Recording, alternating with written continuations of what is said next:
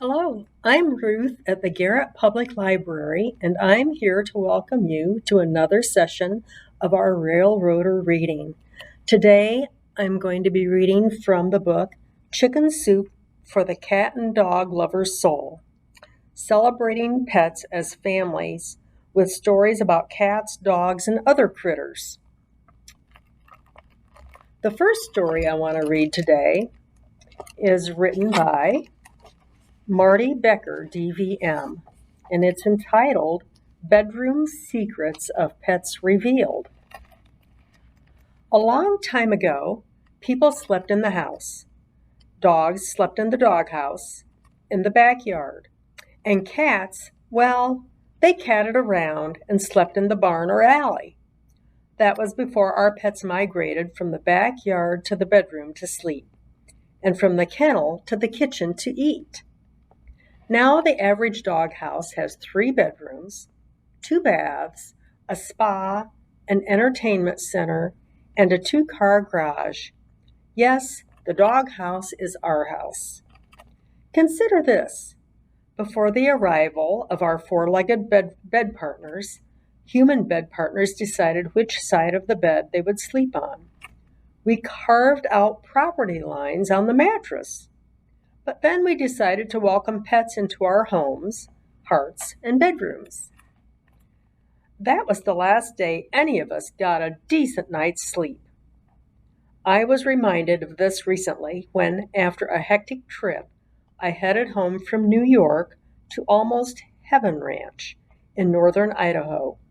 Between airplane breakdowns and storms, it was a nightmare trip that took 2 sleepless days of travel instead of the usual one.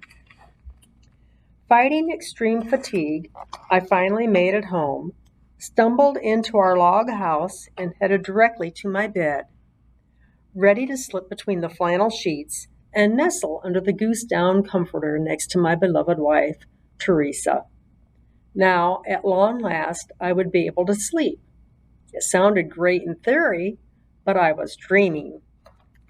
3 formidable barriers to my sleep were sprawled across the king-size bed. Scooter, our wire-haired fox terrier, was lying perpendicular across the bed, while Turbo and Tango, our 2 Himalayan cross cats, were asleep on each pillow. I shoehorned myself next to Teresa and collapsed into deep sleep. I was sawing the timber and dreaming sweet dreams when suddenly I was shot in the ribs with a deer rifle. At least that's what it felt like. It was actually Teresa's elbow that had poked into my side as a last resort to stop my snoring. Sleepily, I looked across at her. She was crowded onto the tiniest sliver of mattress at the edge of the bed. The cats were wrapped around her neck and face, and our 20-pound flabby, fur-covered, thorn-in-the-side Scooter was dreamily snoring away, her feet pushing against Teresa's head. But would Teresa shove an elbow into Scooter, or disturb Tango or Turbo? Are you kidding? Now, if I snore, Teresa's sure to find a way of letting me know it, and if I cross over to her side of the bed, she waits only a nanosecond before shoving me back onto my side or onto the floor. But there she lay, unwilling to move a muscle or twitch an eye because she didn't want to interrupt the Fur Queen's sleep. I turned over, pulling instinctively on the down comforter to make sure that Teresa let me have my fair share of it. Yet, through this sleepy tug of war, I was careful not to disturb my Scooter girl, who slept lying across me, looking warm, toasty, and content. And who needs an alarm clock when you have pets? I had managed to doze off again, but Scooter woke me up before the crack of dawn to be let outside.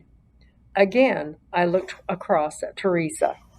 Turbo and Tango were kneading her hair and licking her face to show they were ready for breakfast now. It was clear that Scooter, Turbo, and Tango had had another great night's sleep, while Teresa and I were battling for shut-eye scraps.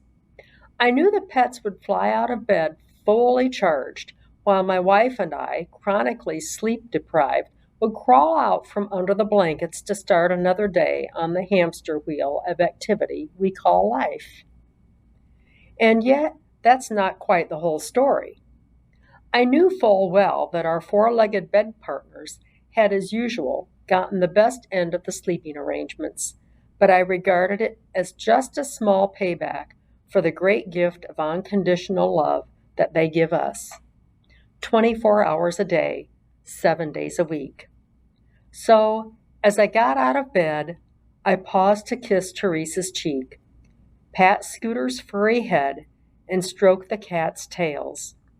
Our bed was in perfect order, and I had had a great night's sleep after all.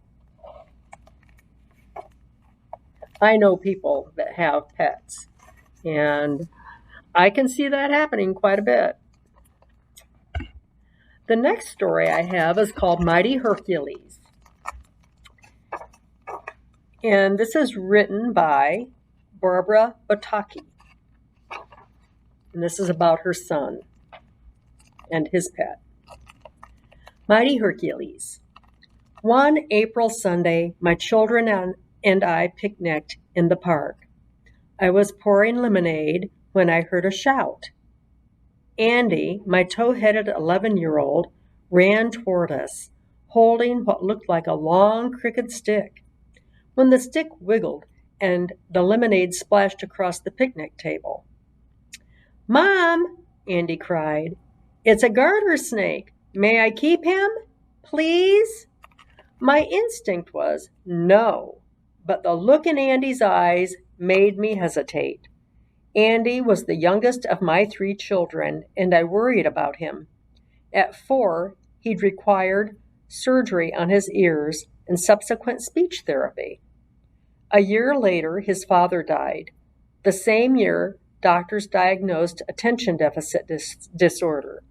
He had needed special schools in early grades and still required a tutor.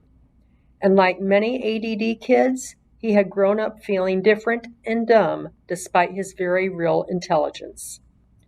From an early age, Andy possessed an affinity for animals. Growling dogs wagged their tails at his approach. Hissing cats purred. But dogs and cats were not allowed in our apartment complex. I looked from Andy's pleading eyes to the unblinking eyes of the snake. Its tongue flicked at me, and I shuddered. "Where would you keep it?" "In my aquarium. I will put a lid on and never let it bother you, Mom." He held the striped black snake up to his face. "Please, Mom, please." I'm still not sure why I said yes, but Hercules, as Andy triumphantly named him, came home with us. Andy set to work at once, cleaning the 20-gallon aquarium, lining it with rocks and dirt, setting a branch upright in one corner for Hercules to climb on, installing a light bulb for warmth. I admired Andy's industry, and once Hercules was safely behind glass, I could even admire the long striped snake. In the sunlight, his scales danced and glittered the way sunlight catches on a dragonfly's wing. "He's not trying to sting you," said Andy, when I jerked back from Hercules' flicking tongue. "Snakes use their tongues to sense things around them." To a boy with dyslexia, reading can be an excruciating task.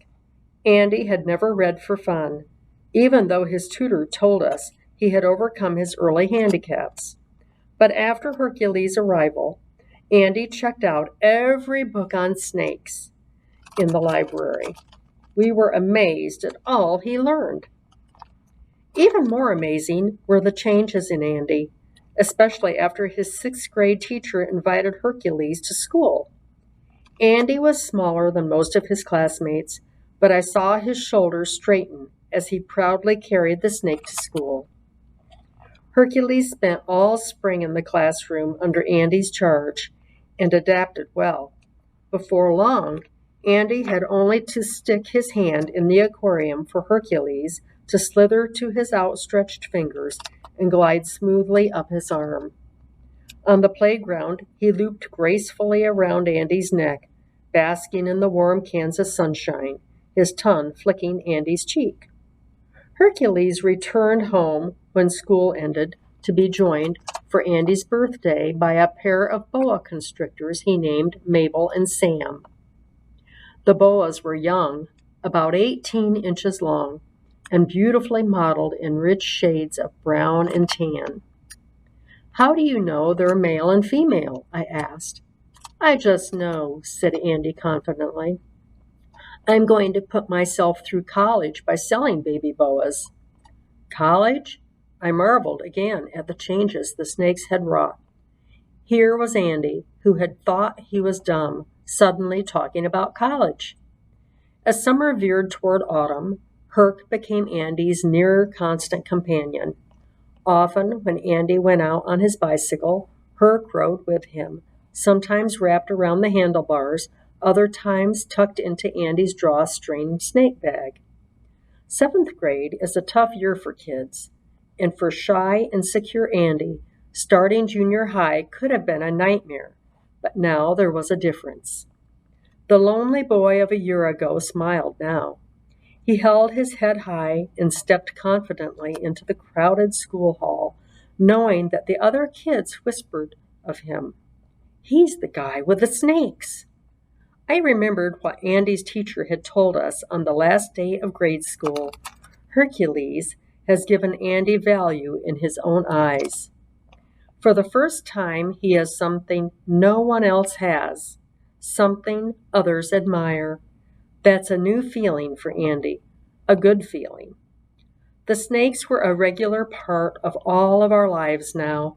When Hercules disappeared from the bathroom one day, after Andy had let him out to exercise, the whole family pitched in for the snake hunt.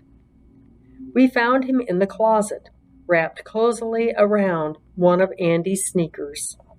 And we all watched, fascinated, when Hercules shed his skin, slithering out with a smooth, fluid motion to leave behind the old skin perfectly intact, while his new scales glowed with youth and promise. Carefully, Andy collected the old skin and placed it in the shoebox where he kept his valuables. We never learned what sent Hercules into convulsions that spring. As far as we could tell, nothing had changed in his environment. But one Friday afternoon, Andy ran to me screaming, "Hurry! Something's wrong with Herc!" Mabel and Sam lay quietly curled in their corner of the aquarium, but Hercules writhed and jumped. His tongue flailed in the air wildly. I grabbed my car keys while Andy wrestled Hercules into the snake bag. Our veterinarian injected some cortisone, and it seemed to work. Gradually, Hercules grew calmer. Andy gently stroked his snake, and slowly Hercules reached up and flicked Andy's cheek with his tongue. He flowed again into a graceful loop around Andy's neck. For several weeks thereafter, Hercules seemed fine, but then the convulsions returned, and we raced to the vet for another shot of cortisone. Once again, Hercules recovered, but the third time was too much. Although the cortisone quieted the massive convulsion, it was apparent as we drove home that Hercules was dying. His long, lean body lay limp in Andy's lap. His scales, instead of catching the light, were clouded and gray. He tried to lift his head as Andy stroked his back, but the effort was more than he could manage. His tongue flickered once, weakly, like a candle flame about to go out, and then he was still. Tears rolled silently down Andy's cheeks and mine. It would be another year before Andy blossomed, seemingly overnight, into the 6 feet of linebacker's build that would carry him through high school. He went on to college, made good grades, and later earned an MBA. Andy never did raise baby boas, but Mabel and Sam stayed with us all through high school, bequeathed at the end to Andy's biology class. They never took the place of Hercules, though. In Andy's top drawer, there is still a dried snake skin. Before he left for college, I suggested it might be time to throw it out. Andy looked at me in horror. "Don't you dare!" He touched the skin gently. "Ol' Herc, he was sure one splendid snake, wasn't he?" "Yes, he was." He gave a shy, lonely boy the first intimation of all he was and all he could be. I thought that was kind of a cute story. And I thank you for joining me today. And hopefully we'll see you back next week. Thank you.